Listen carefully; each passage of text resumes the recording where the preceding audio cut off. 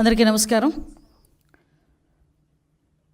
ఒక విష సంస్కృతి క్రియేట్ చేయడానికి, అదేవిధంగా ప్రజల్లో ఒక విషపు బీజాలు నాటడానికి ఇంతకుముందు సీఎంగా ఉండి 2019 నుంచి 24 వరకు సీఎంగా ఉండి ప్రజల చేత చేత్కరించబడి 11 సీట్లకే పరిమితమైన ఒక పులివెందుల ఎమ్మెల్యే జగన్మోహన్ రెడ్డి నిన్న మొన్న చూస్తూ ఉంటే ప్రభుత్వం మీద బురద చల్లడానికి, ప్రజల్లోని ఒక భయాన్ని క్రియేట్ చేయడానికి నంగనాచి కబుర్లు మాట్లాడడం చూస్తూ ఉంటే విడ్డూరం అనిపిస్తుంది.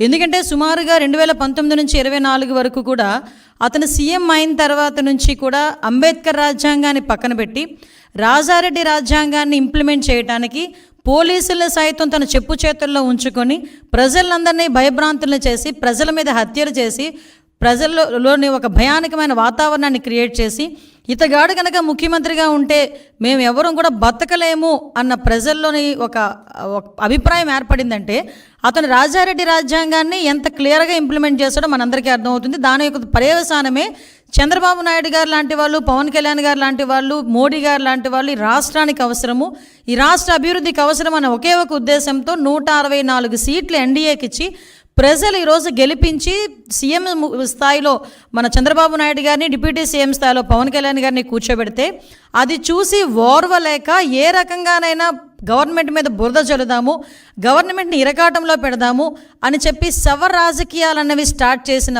పరిస్థితి చూస్తూ ఉంటే జగన్మోహన్ రెడ్డి, పులివెందుల ఎమ్మెల్యే జగన్మోహన్ రెడ్డి నీకు సిగ్గనిపించట్లేదేమో కానీ ప్రజలందరూ కూడా చూసి సిగ్గుపడుతున్నారు.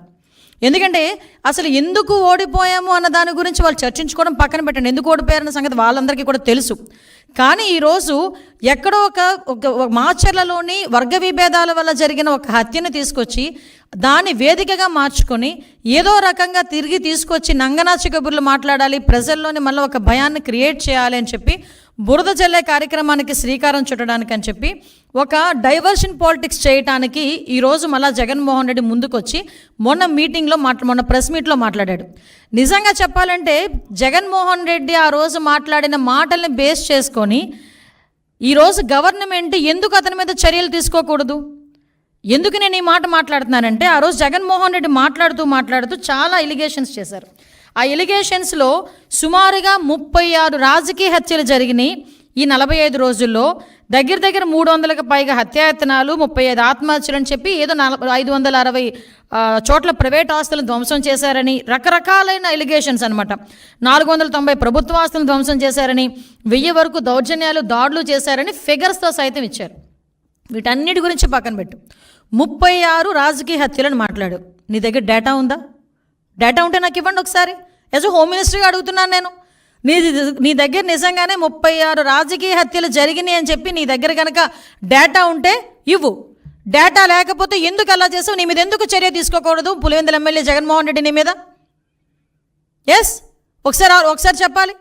36 రాజకీయ హత్యలు కాదు, అసలు యాక్చువల్గా రాజకీయ హత్యలు అని చెప్పి ఏదైనా మాట్లాడుతుంటే రాజకీయ హత్యలు జరిగినవి 4.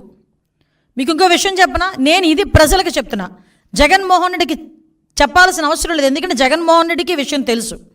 కానీ ఏదో రకంగా గవర్నమెంట్ మీద బురద జల్లాలి కాబట్టి, చంద్రబాబు నాయుడు గారి మీద బురద జల్లాలి కాబట్టి ఏదో రకంగా అడ్డదారి తొక్కైనా మళ్ళీ ఏదో రకంగా సీఎం కుర్చీలో కూర్చుని పోవాలని కలలకు అంటున్నాడు కాబట్టి ఈరోజు మా మీద బురద చల్లడానికి 36 రాజకీయ హత్యలు, 300 మంది దాడులు, అవి ఇవని చెప్పి ఫిగర్స్ సైతం చెప్తున్నాడు. ఈరోజు 45 రోజుల్లోనే ఇవి నువ్వు చెప్పినవన్నీ ఏమీ జరగలేదు, నువ్వు చెప్పినవి జరగలేదు అని చెప్పి నేను చెప్తా. జరిగినవి ప్రూవ్ ఏమైనా ఉందా? యాజ్ ఎ హోమ్ మినిస్టర్ నేను మాట్లాడుతున్నా. నువ్వు చెప్పినవన్నీ కూడా అబద్ధపు లెక్కలు. దీని మీద నువ్వు ఎక్స్ప్లెనేషన్ ఇవ్వాలి.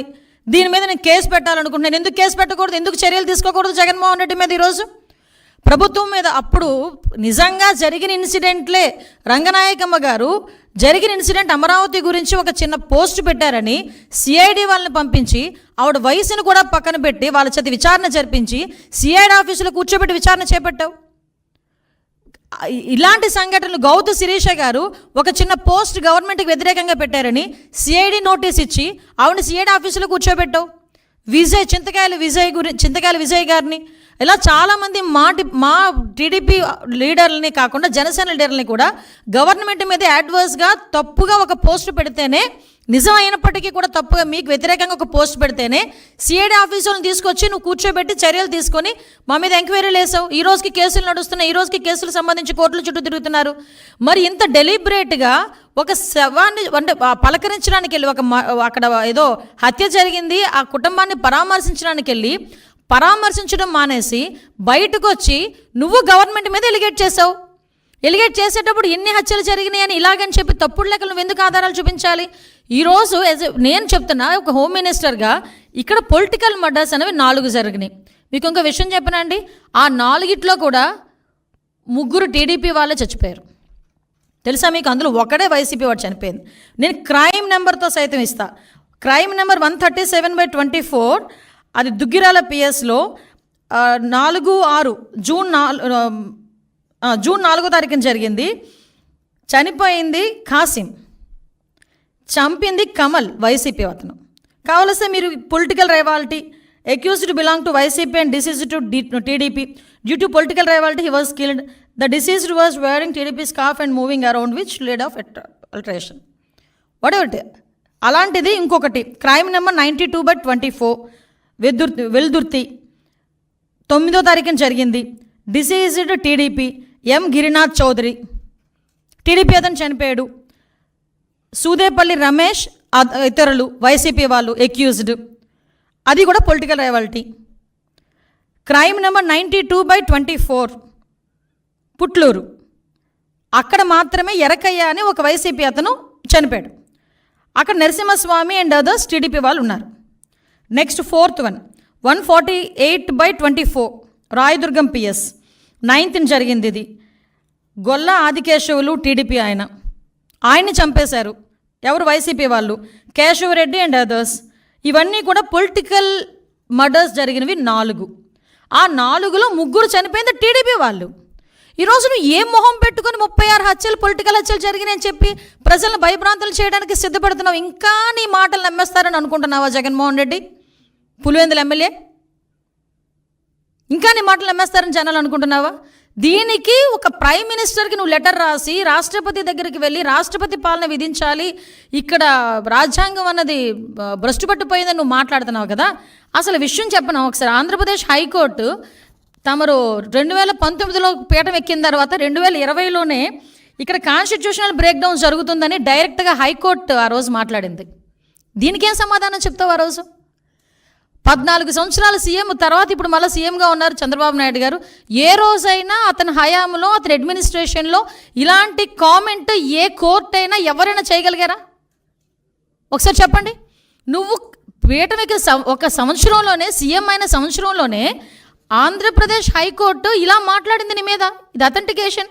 నేనేం వేగ్గా మాట్లాడట్లా, అబద్ధం చెప్పట్లా నీకులాగా. అంటే నువ్వు ఈరోజు పొలిటికల్గా మన కాన్స్టిట్యూషన్ బ్రేక్ డౌన్ అవుతుందని చెప్పి రాష్ట్రపతి పాలన విధించాలని ఏకంగా మాట్లాడుతున్నావంటే నీకు ఎంత తహతహగా ఉందో అధికార పీఠంలో కూర్చుని పోవడానికి నాకు అర్థం. అంటే అధికారం కోల్పోయి నెల రోజులకే ఏ రకంగానైనా దొడ్డిదారిని ఎలా అయినా వెళ్ళిపోవాలని ప్రజల్ని మభ్యపెట్టడానికి నువ్వు చేస్తున్న మైండ్ గేమ్ క్లియర్గా జనాలకు అర్థం కావాలనే ఉద్దేశంతోనే నేను ఈరోజు ప్రెస్ ముందు కూర్చున్నాను. ఇప్పుడు ఆపరేషన్ లేకుండానే మోకాళ్లకు ప్లాస్మా ట్రీట్మెంట్, మీ ఆర్థోపెడిక్ సమస్యలన్నిటికీ రోబోటిక్ టెక్నాలజీ ద్వారా తక్కువ ఖర్చుతో శాశ్వత పరిష్కారం, ఫ్రీ కన్సల్టేషన్, ప్రతి ట్రీట్మెంట్ పై 20% డిస్కౌంట్. ఈ ఆఫర్ కొద్ది రోజులు మాత్రమే. త్వరపడండి. V9 hospitals 9281465842.